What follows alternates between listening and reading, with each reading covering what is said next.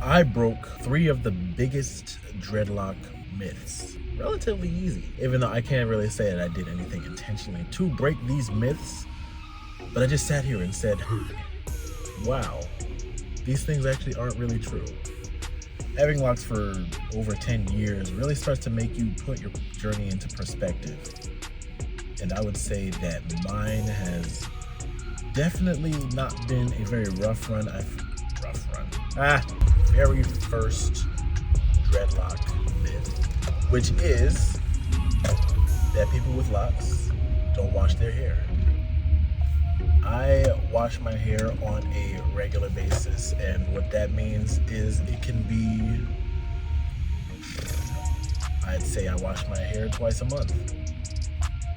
And there are people out there that really think that we only wash our hair like once every 2 months or twice a year or maybe once a year. There's people out there that really think that that's what the frequency is. And I'm here to tell you that's not the frequency.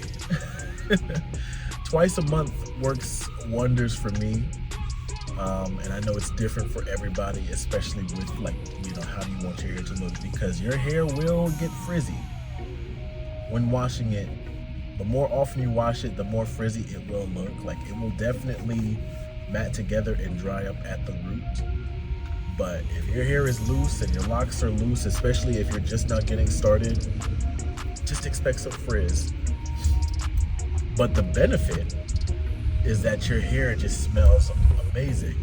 And that's one of the things that I get complimented on more often than not, about how good my hair smells. My hair has never smelled bad, and that's very important for me as someone who works out very often, because I do sweat a lot, but my hair stays clean just because of the frequency, how I wash it, and also how I wrap it up at night too, which is very important. The second lock myth that I busted is that you can't get a good job with locks. I will tell you this, I have no experience working in corporate, so that's my disclaimer. I don't work in corporate, but I do work in higher ed. And my experience with higher ed, or even just K through 12, you can get a great job having locks.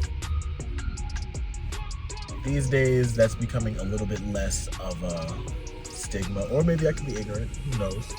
But to me, not getting a good job means not getting a good job. That doesn't mean not getting a corporate job. You can get a good job that's not corporate, okay? I will say that. You get a good job that is not corporate. And it's important to realize that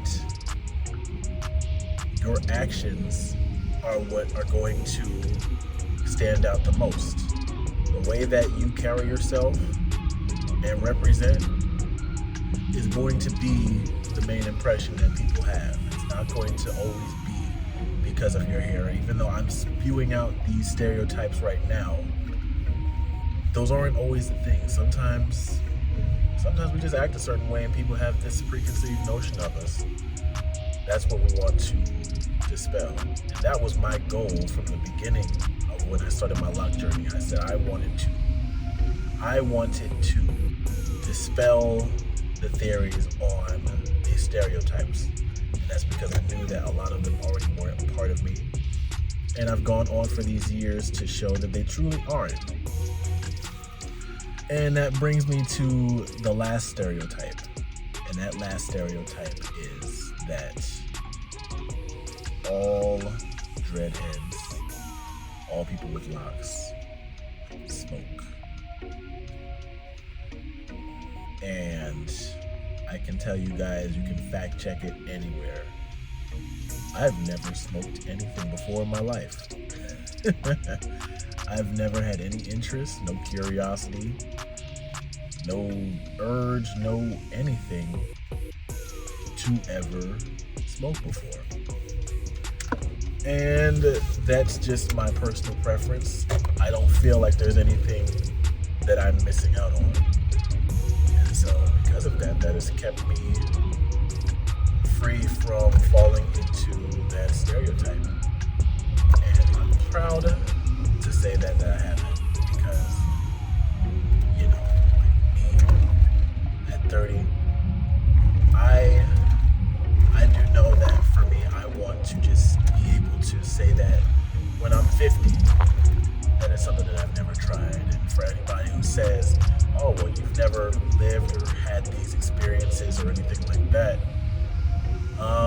I get my experiences in different ways. That's not the only thing. For some people, that's the only thing that they do know. They can be able to say that. And, you know, in a room with your family, sometimes does that make you the cool aunt or uncle? Sometimes, but not all the time. Because I plan to be around for a long time. You know what I'm saying? So, those are the 3 big dreadlock myths or stereotypes, whichever word you want to choose. I broke them. And let me know in the comments if you've experienced any of these, if anybody's ever made an assumption about you that are any of these 3, or if there's some stereotypes or myths that I missed. But to me, these seem like the big 3. So let me know in the comments below and subscribe for more.